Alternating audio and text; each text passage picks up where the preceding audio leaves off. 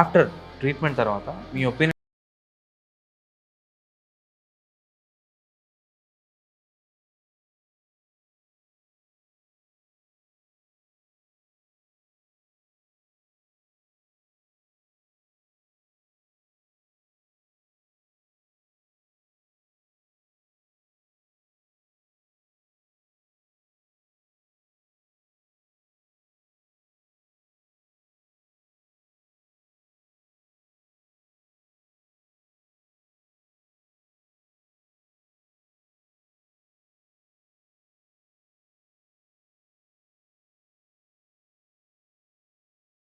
ప్రాబ్లమ్ని first rectify చేసుకున్న తర్వాత దాని మీద వర్కౌట్ చేయండి.